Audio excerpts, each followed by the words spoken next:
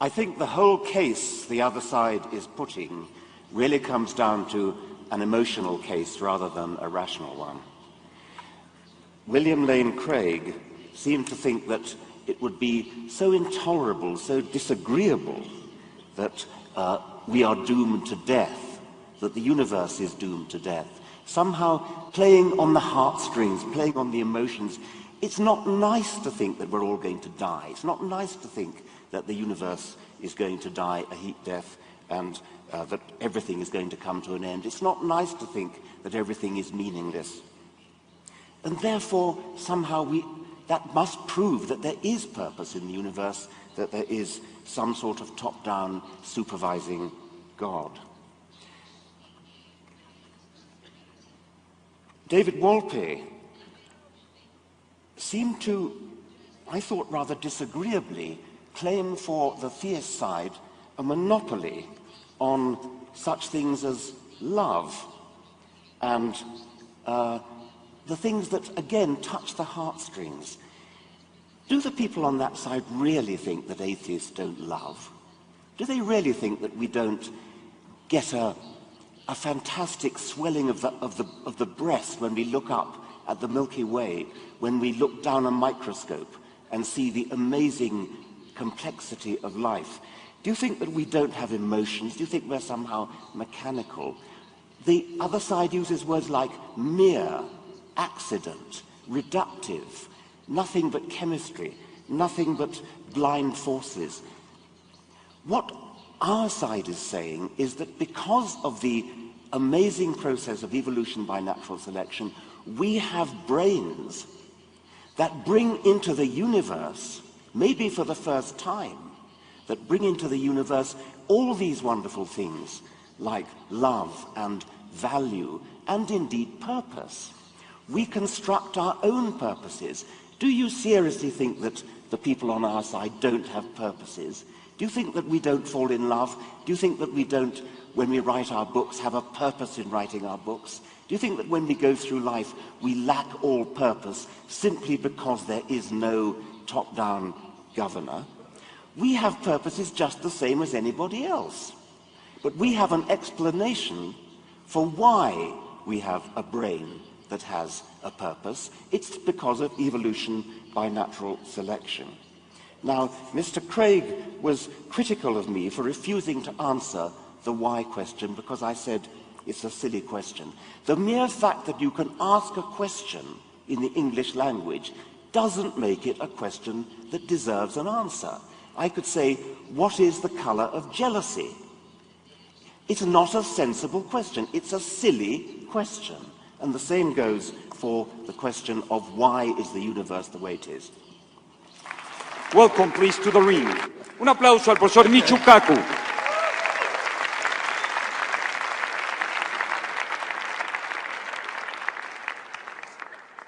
Well, after such a great introduction, I can't wait to hear the speaker myself. On one side, we have my esteemed colleagues who are 100% certain that the universe is pointless, meaningless, and there is no God. On the other side, we have another group that is 100% certain the universe has a point, has a meaning, and there is a God. One side's right, one side's wrong, right? My personal point of view is they're both wrong.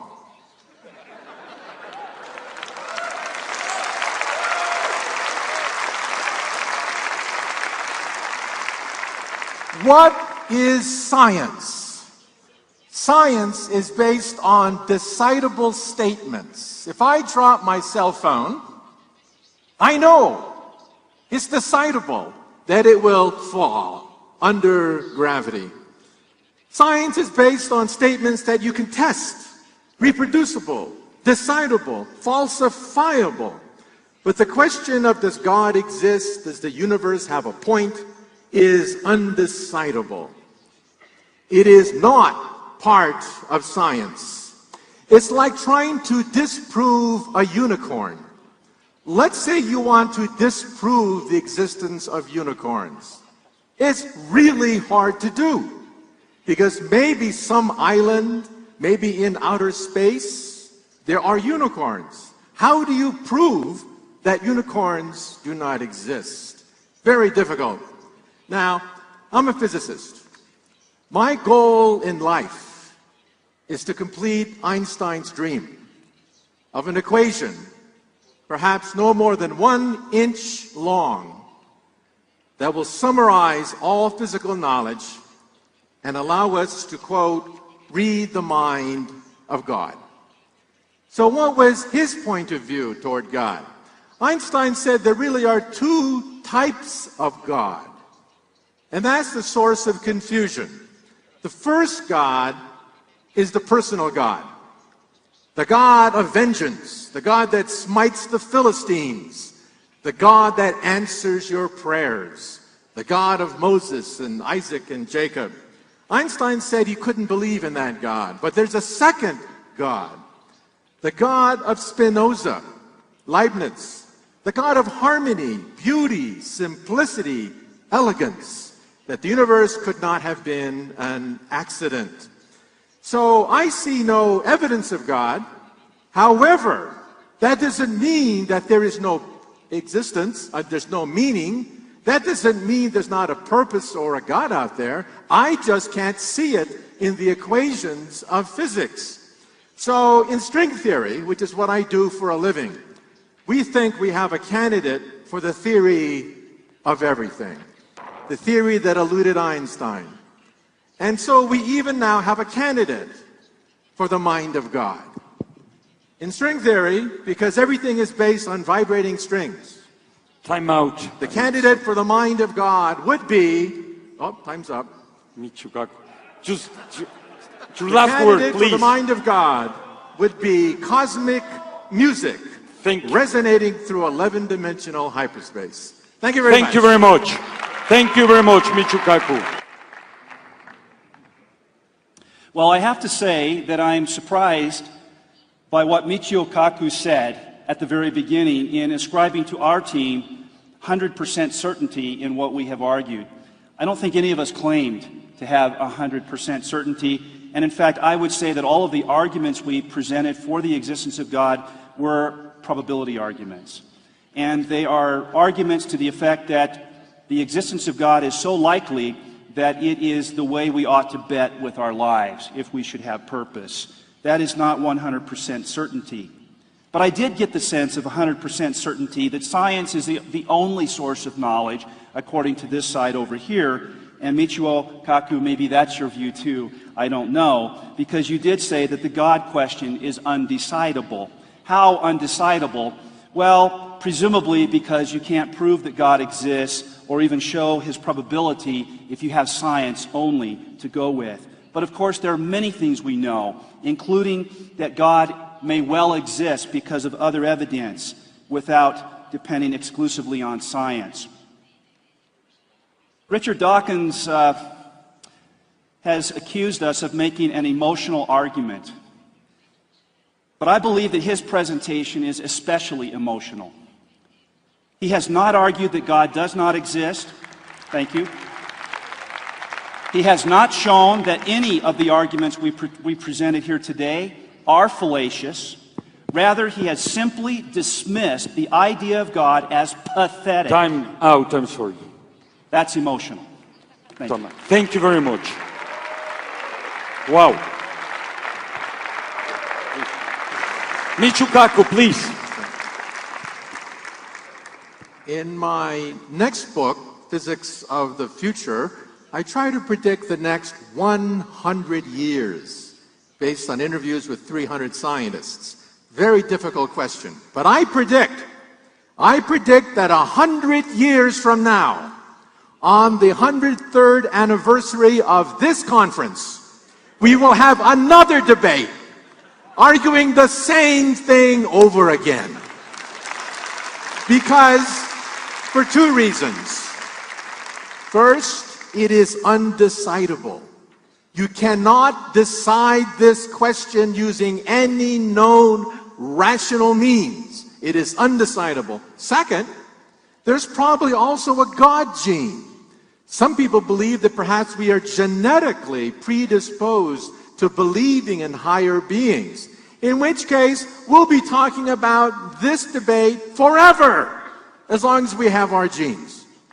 Now, my colleague Stephen Hawking recently wrote a very controversial statement, was in all the headlines. He said, first, we have a theory of everything. It's string theory, the theory that I work on, and it takes you before the Big Bang. Therefore, God is not necessary, because we now have a theory of the pre-Big Bang universe. My attitude is, well, where did string theory come from? It goes on forever. Even if you could go before the Big Bang, then the question is, where did that theory come from? Time out. Undecidable. Thank you.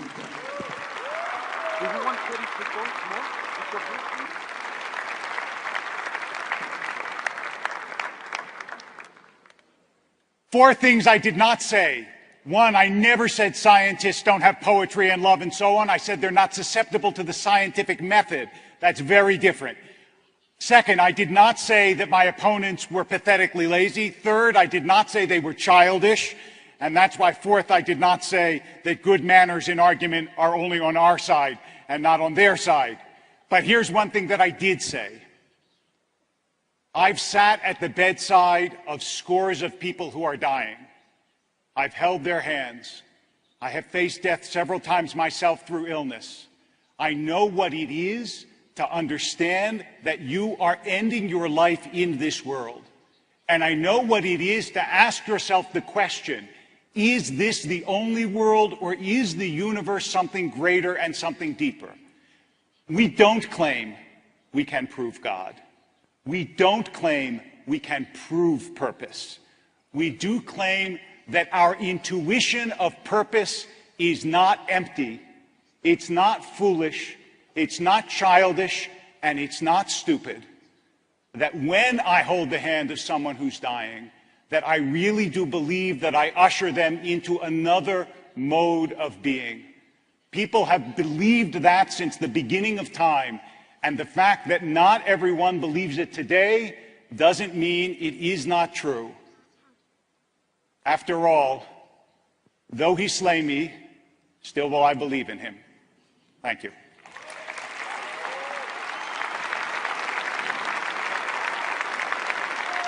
When you hold the hand of somebody who's dying, it's nice for them to think that they're going to a better place. Of course it's comforting. That doesn't make it true. You cannot argue for some truth about the universe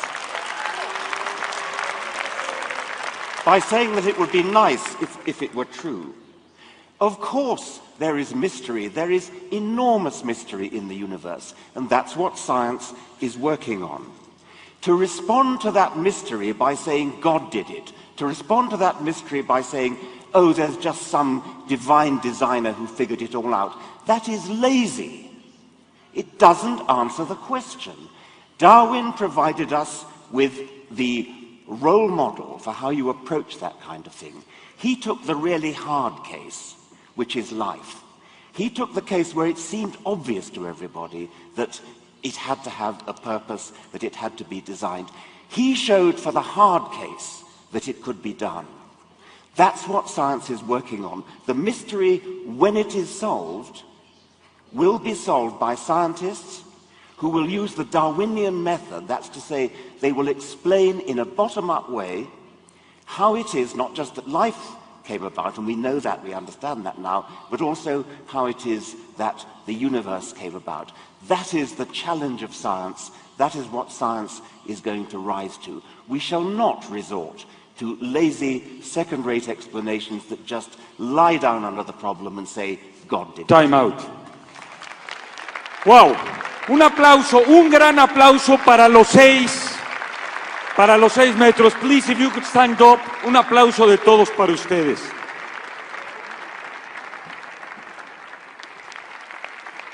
Matt, Michael, or Richard, whoever you want. All right. Okay, so first of all, we're not saying that the universe has, that we have no purpose. We are the purpose givers. We are the humble ones in that sense. So And it comes from the fact that this is what we do. We look for love, career, work, meaningful work, helping other people, and transcendence. That's where it comes from. We are the purpose makers. And I'll leave you with a purpose you can have. Always seek purpose with somebody else's purpose in mind, and never seek purpose in trying to take somebody else's purpose away. It's a very simple principle. Okay. Please, Douglas. Well, first of all, I simply want to thank our moderator and the entire conference organizers team for including a handful of theists in the program for this conference. I'm serious about that, and I hope that will continue. I think it's a very worthwhile discussion we've had. Let me finish, thank you, with a quote by C.S. Lewis, a great Christian thinker, who said, "If I find in myself a desire which nothing in this world can satisfy, then probably I was made for another world." Thank you. Thank you. Richard Dawkins, the last remark.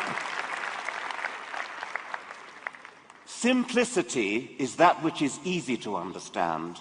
Complexity is that which is difficult. We as scientists are engaged on an enterprise to understand complexity, and that's the difficult problem. Purpose is one of the manifestations of complexity. Purpose comes from brains. Brains come late in the universe.